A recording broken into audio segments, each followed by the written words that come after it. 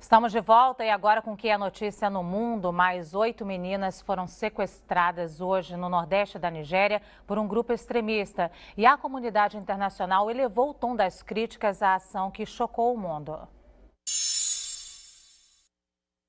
Os Estados Unidos consideraram um ultraje o sequestro das jovens em uma escola na região de Borno, no nordeste da Nigéria.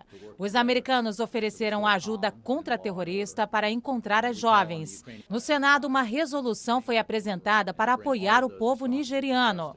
O secretário de Exterior do Reino Unido, William Hague, disse que o sequestro é altamente condenável e também se colocou à disposição para ajudar as autoridades nigerianas.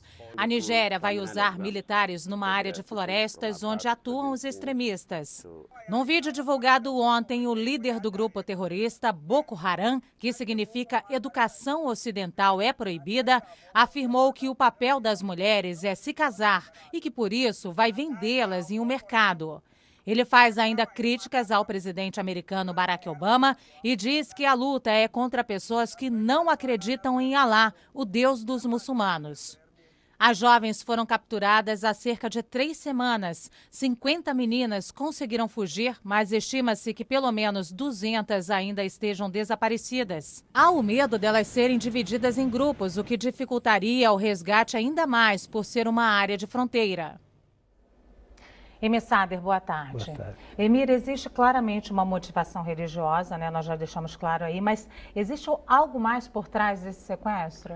Bom, é fortemente religiosa, o nome do movimento é Educação Não Islâmica é Pecado.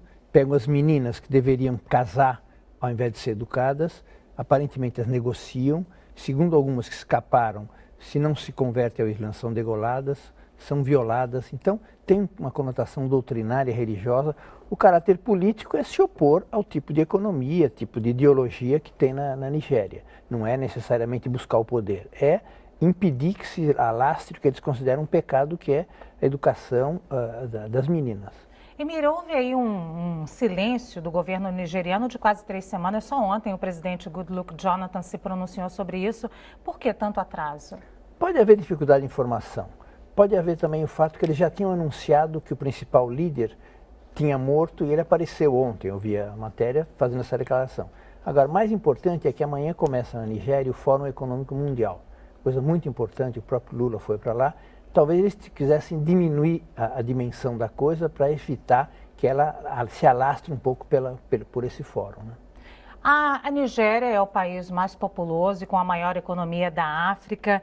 E isso tem uma importância política também para eles? Bom, a Nigéria está dizendo que já passou a África do Sul. Em termos de PIB pode ser, porque ela 97% de sua exportação é petróleo. Agora, sem nenhuma distribuição de renda, nada melhorou socialmente no país. Então, também existe por trás disso uma situação de polarização social muito forte. É um país de muita violência e de nenhuma afirmação de direitos sociais, menos ainda em relação às mulheres. Existem 250 etnias, mais ou menos, na Nigéria, e é um problema na África de uma maneira geral, né, Emir, essa conciliação das etnias. Isso também tem influência lá? Sim e não. Quando tem essa exacerbação de posições, sim, mas vários setores islâmicos estão protestando que as suas filhas são vítimas disso. Então, alguns têm um caráter exacerbado, talvez até vinculado à Al-Qaeda ou não, e aí dá esse tipo de ação monstruosa. Outros não necessariamente. Senão o país não poderia nem conviver se houvesse um conflito tão generalizado entre... Há tribos também por trás, como diferenças. Nesse caso, é a doutrina islâmica radical que leva ao conflito. Nós vimos aí a condenação efetiva de Reino Unido e Estados Unidos para esse evento. É claro que o mundo está condenando esse evento. E pode existir uma ligação entre o Boko Haram e a Al-Qaeda? Bom, disse que há. O que é certo é que eles têm armamento avançado. Todo mundo diz que veio da Líbia, quando explodiu todo o armamento que tinha o regime do Gaddafi, que alimenta conflitos na África, no Sudão, alimenta no Mali. Então, talvez, pelo menos do ponto de vista militar, pode haver um comércio de armamento muito forte para eles poderem estar bem armados assim. Ideologicamente é preciso ver ainda. As posições são similares. Pode haver interesse de outros países, Estados Unidos, por exemplo, de intervir nessa situação?